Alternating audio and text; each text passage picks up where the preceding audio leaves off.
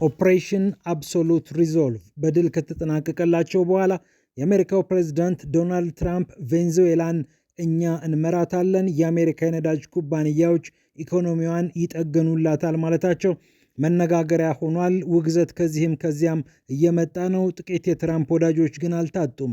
የቬንዙዌላውን ኦፕሬሽናቸውን ያደነቁ ያሞካሹላቸው። በመላው ዓለም ግር ተሰኝቷል።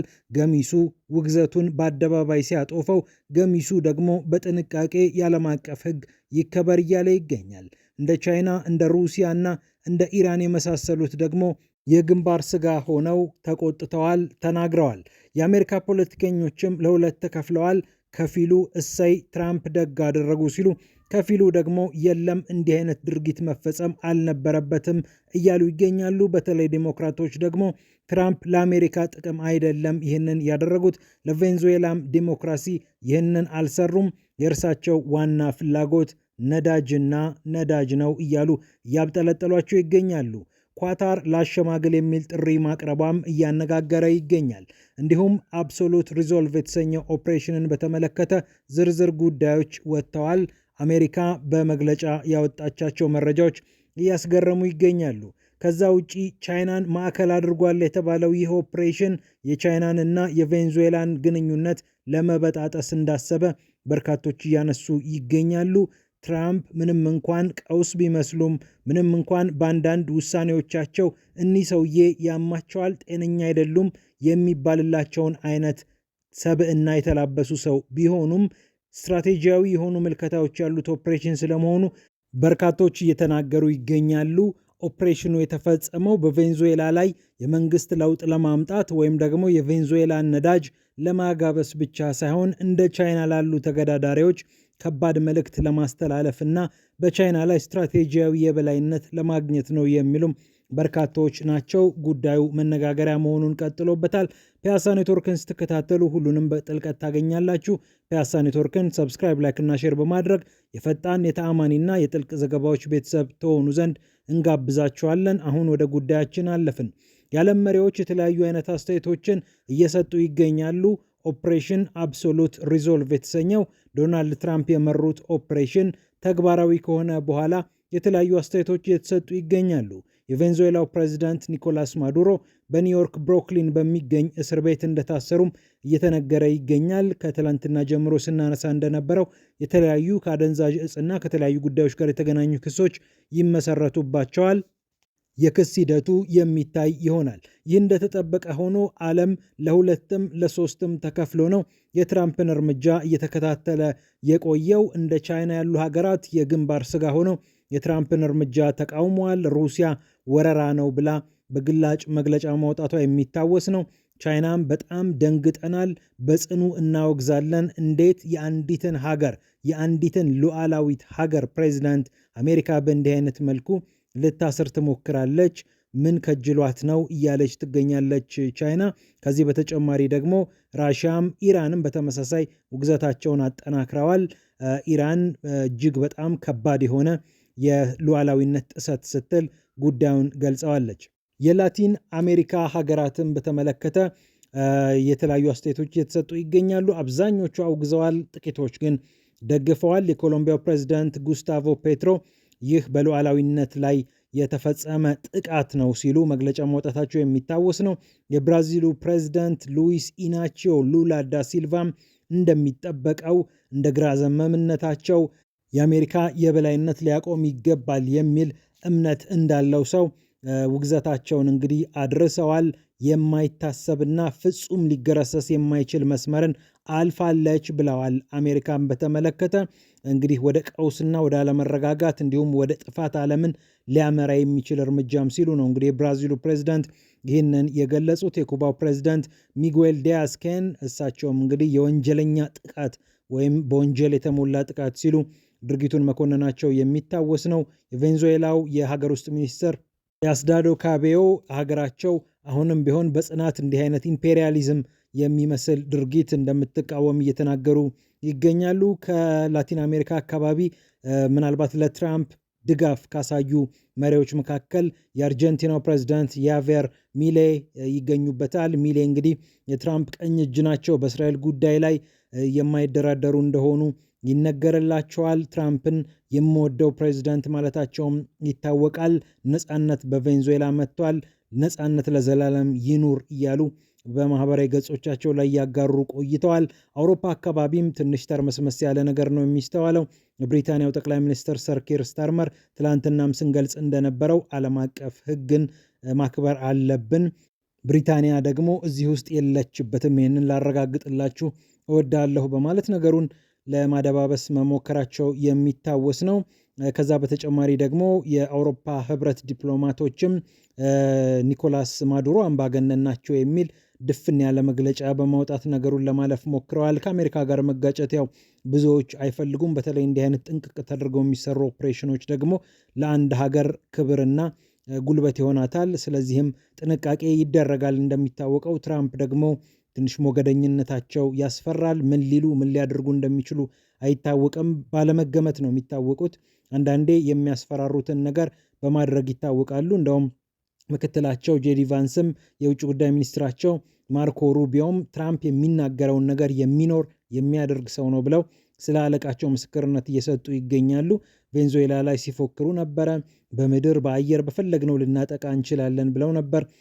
በተወሰነ ደረጃ ደግሞ የቬንዙዌላ ነዳጅ ጭነዋል የተባሉ መርከቦችን በማጥቃት ወደ ቬንዙዌላም ከቬንዙዌላም ይወጣሉ የተባሉ አደንዛዥ እጽ ጭነዋል የተባሉ መርከቦችን በማጥቃት እያለማመዱ ቆይተዋል። በኋላ ላይ በዚህ ደረጃ ጨክነው ያደርጉታል ተብሎ ባይገመትም ኒኮላስ ማዱሮን እንግዲህ በአንድ ጊዜ ኮማንዶ አውርደው በቁጥጥር ስር መዋላቸው የሚታወስ ነው ከነባለቤታቸው። ስለዚህ የማይገመቱ መሪ ስለመሆናቸው የትኛውን አይነት ጥቃት በየትኛው መንገድ እንደሚያደርሱ ስለማይታወቁ የዓለም መሪዎች ጉዳዩን በጥንቃቄ ነው የሚመለከቱት። እንደሌላው ጊዜ ቢሆን ኖሮ ውግዘትም ሆነ አድናቆት በደንብ ሲደርስ እንመለከታለን።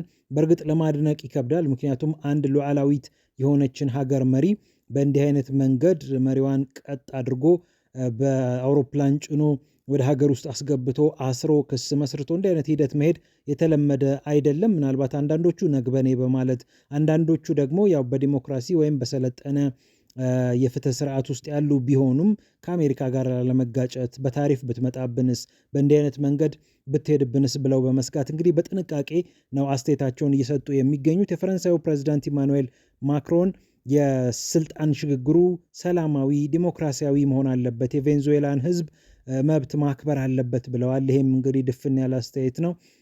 ልክ ነው ልክ አይደለም በሚል ሳይሆን የታጠሩት እሳቸው ቀጣዩ ነገር ላይ ነው ትኩረት ያደረጉት። ያው ብልሃት ነው። በእርግጥ ቀደም ሲል እንዳልነው ከትራምፕ ጋር መጋጨት ትንሽ ከባድ ሊሆን ስለሚችል ምናልባት ደግሞ በ2024 ፕሬዝዳንታዊ ምርጫ ኒኮላስ ማዱሮ አጭበርብረዋል በተባሉበት ምርጫ ላይ ማለት ነው ያን የተወዳደሩት ጎንዛሌዝ ምናልባት የሽግግር ሂደቱ አባል ቢሆኑ የሚል ጥቁምታም ሰጥተዋል። የፈረንሳዩ ፕሬዝዳንት ኢማኑኤል ማክሮን፣ የጀርመኑ ቻንስለር ፍሬድሪክ ሜርዝም የተናገሩት ነገር አለ። የአሜሪካ ዘመቻ ውስብስብ ነው፣ ዓለም አቀፍ ሕግ ደግሞ ሁልጊዜም ተግባራዊ መሆን አለበት ብለው እርሳቸውም አገም ጠቀም የሚሆን አስተያየት ነው የሰጡት። የፖለቲካ አለመረጋጋት ግን እንዳይኖርና ቬንዙዌላ ውስጥ ቀውስ እንዳይፈጠር አስጠንቅቀዋል። ከዛ በተጨማሪ የተባበሩት መንግስታት ድርጅት ዋና ጸሐፊ አንቶኒዮ ጉቴሬዝም ዓለም አቀፍ ሕግን በተመለከተ ሁሌም መከበር እንዳለበት እና በዚህም ጉዳይ እንዳሳሰባቸው ለመግለጽ ወደዋል። የዴሞክራቱ ሴናተር ቻክ ሹመር የዴሞክራቶች መሪ ናቸው። እንግዲህ በሴኔቱ ግልጽ መሆን አለበት፣ ማዱሮ ህገወጥ የሆነ አምባገነን ነው። ከዛ በተጨማሪ ግን ኮንግረሱ አላወቀም እና የፌዴራል መንግስቱን እቅድ አናቅም፣ ይህ ደግሞ አሳሳቢ ነው በሚል ተችተዋል ማለት ነው። ዲሞክራቶች ትንሽ ነገሩን ጠንከር አድርገው እየተቹ ይገኛሉ። ከትራምፕ ጋር በ2024 ምርጫ ተወዳዳሪ የነበሩት የአሜሪካ ምክትል ፕሬዚዳንት ሆነውም የሰሩት ካማላ ሃሪስ እናውቃለን፣ ማዱሮ አምባገነን ነው፣ ክፉ መሪ ነው፣ እንዲሁም ደግሞ ህገወጥ በሆነ መልኩ ስልጣን ላይ ቆይቷል። ነገር ግን ትራምፕ ይህንን እያደረገ ያለው ለአሜሪካ ጥቅም አይደለም፣ ነዳጅ አስቦ ነው የሚል አስተያየት ሰጥተዋል። በፕሬዚዳንታዊ ውድድር ላይ የምናውቃቸው ዲሞክራቶችን ወክለው እንደ ሶሻሊስትም ይታያሉ። አነጋጋሪው በርኒ ሳንደርስም የትራምፕን እርምጃ አውግዘዋል። አሁንም ሌላ መንግስት ላይ አሁንም ሌላ መፈንቅለ መንግስት ወይም ደግሞ መሪን የመገልበጥ ስራ ለአሜሪካ አይመጥንም። በደቡብ አሜሪካ አካባቢ እንዲህ አይነት መንገዶችን ብዙ ሄደናል፣ መንግስታትን ስንገለባበት ቆይተናል፣ የአሜሪካ ስም ጠፍቶ ቆይቶ ነበረ፣ በዚህም ብዙ ዋጋ ከፍለናል። አሁን ደግሞ ሌላ ዋጋ ሊያስከፍል የሚችል ነገር አምጥተውብናል ትራምፕ ብለው እንግዲህ ቁጣቸውን አሰምተዋል። የእስራኤሉ ጠቅላይ ሚኒስትር ቤንያሚን ኔታንያሁ የሚጠበቅ ነው፣ ይሄ ምንም የሚያጠራጥር አይደለም። ትራምፕን አድንቀዋል። በጣም ደፋርና ታሪካዊ አመራር ሰጥተዋል፣ ለፍትህና ለነፃነት ይህንን አድርገዋል ሲሉ ወዳጃቸውን ትራምፕን አሞካሽተዋል።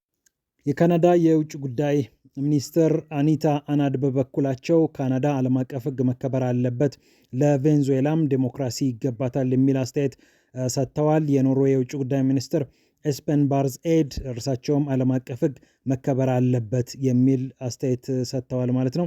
ስለዚህ ዓለም አቀፍ ሕግ የሚል ነገር በማንሳት ነገሩን ለማድበስበስ ነው እየሞከሩ የሚገኙት። በእርግጥ ለማዱሮ ስስ ልብ ያላቸው የአውሮፓ መሪዎች አሉ ማለት አይቻልም። ነገር ግን አሜሪካ በዚህ ደረጃ የአንድን ሀገር መሪ ብድግ አድርጋ ወደ ሀገሯ ማምጣቷና ማሰሯ ግን እያነጋገረ ይገኛል። ለነገሩ የአሜሪካ መንግስት በማዱሮ ላይ 50 ሚሊዮን የአሜሪካ ዶላር እንግዲህ አንጠልጥሎባቸው እኒህን ሰው ላገኘ 50 ሚሊዮን ዶላር ከፍላለሁ ማለቱ የሚታወስ ነው። ከዚህ ቀደምም በተለያዩ አስተዳደሮች ማዱሮ ላይ ማዕቀብ ተጥሏል። ሰውየው አምባገነን ናቸው የሚል ነገር ተነስቷል። ነገር ግን አሁን የሌላ ሀገር ድንበር ጥሶ አየር ላይ ሰማይ ላይ እንግዲህ ኮማንዶ አውርዶ አንድን ሰው መያዝ ማለት ብዙ ትርጉም አለው። በዚህ ምክንያት እንግዲህ የተለያዩ ነገሮች እየተነሱ ይገኛሉ። ያው ምናልባት የጀርመኑ ቻንስለር ፍሬድሪክ ሜርዝ ገልጸውታል። ውስብስብ ነው ብለዋል። በእርግጥም እውነት ነው፣ ውስብስብ ነው ተብሎ ሊገለጽ የሚችል ነው። ለማንኛውም ኦፕሬሽን አብሶሉት ሪዞርቭ አንዳንድ አዳዲስ ነገሮችን ሲያሰማ ቆይቷል። 11 የጦር መርከቦች ተሳትፈውበታል። በርከት ያሉ F-35 የጦር ጀቶችም ሰማይ ላይ ሲያንዣብቡ ነበር። 15,000 ጦር በተጠንቀቅ ኦፕሬሽኑ እንዲፈጸም ሲንቀሳቀስ እንደነበረ ተሰምቷል። ኦፕሬሽኑ ከመፈጸሙ ከ4 ቀናት በፊት ነበር የትራምፕን አረንጓዴ መብራት ያገኘው ኦፕሬሽኑ። ነገር ግን ካራካስ የሚገኘውን የፕሬዝዳንት ኒኮላስ ማዱሮ በልዩ ጥበቃ የሚጠበቀውን መኖሪያ በተመለከተ ልምምድ ሲደረግ ነበረ።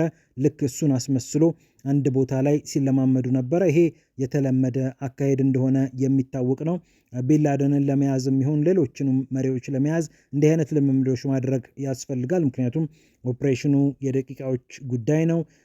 ለማንኛውም ችግር እንኳን እንዳይፈጠር ብለን በርካታ የጦር መሳሪያዎቻችንን አንቀሳቅሰን ነበር ብለዋል። እንግዲህ የአሜሪካው ፕሬዚዳንት 150 የሚሆኑ የጦር አውሮፕላኖች 20 ከሚሆኑ በአካባቢው ከሚገኙ የአሜሪካ የጦር ቤዞች መንቀሳቀሳቸውም ነው የተሰማው።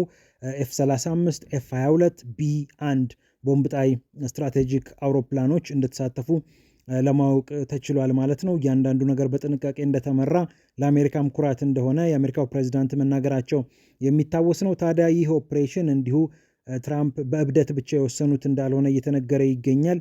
በተለይ በዓለም አቀፍ ደረጃ ቻይና ያላትን ስትራቴጂያዊ ጥቅም፣ ስትራቴጂያዊ እንቅስቃሴ አከርካሪውን ለመምታት ትራምፕ የተለያዩ እንቅስቃሴዎችን እያደረጉ እንደሚገኙ ነው የተነገረው።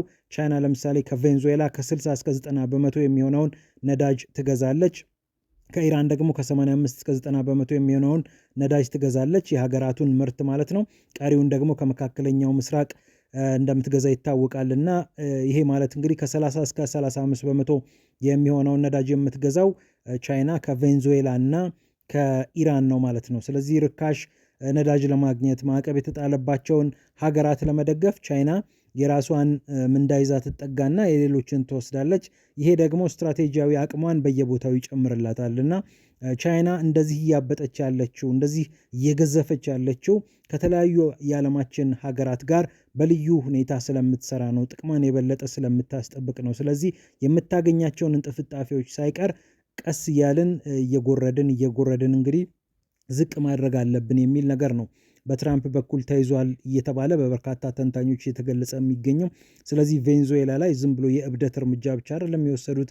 የቬንዙዌላን ነዳጅ መቆጣጠር ማለት ለአሜሪካ ኩባንያዎች ሀብት እንዲያገኙ ማድረግ ብቻ አይደለም፣ ለአሜሪካም እንደዛው እንደ ቻይና ያሉ ሀገራት እንደ ልብ የሚዝቁት ነዳጅ እንዳያገኙ፣ በርካሽ እንዳያገኙ አሜሪካ እንድትጠቀምም ጭምር ለማድረግ እንደሆነ እየተነገረ ይገኛል። የነዳጅ ሀብት ለሪፐብሊካኖች በስስት የሚታይ ሀብት እንደሆነ ይታወቃል። ትራምፕ ደግሞ እንደ አንድ ነጋዴም ጭምር በነዳጅ ላይ ጠንከር ያለ አቋም እንደሚያራምዱ የሚታወቅ ነው። ለማንኛውም ለቬንዙዌላ ዲሞክራሲ፣ ለቬንዙዌላ ሰላም፣ ለቬንዙዌላ ፍትህ አይደለም ትራምፕ ነዳጇን አስበው ነው የሚለው ትችት እየበረታ መጥቷል። እርሳቸውን በእርግጥ ነገሩን እርቃን ማስቀረት ብዙም ችግር ስለሌለባቸው አዎ ቬንዙዌላን እየመራናት ልንቆይ እንችላለን የሚል አስተያየት መስጠታቸውም እያነጋገረ ይገኛል። ፒያሳ ኔትወርክን ስትከታተሉ ስለቆያችሁ ክብረት ይስጥልን ብለናል። ፒያሳ ኔትወርክን ሰብስክራይብ፣ ላይክ እና ሼር በማድረግ የተአማኒ የፈጣንና የጥልቅ ዘገባዎች ቤተሰብ ሁኑ ስንል በአክብሮት እንጋብዛለን። ሰላም ለዓለማችን።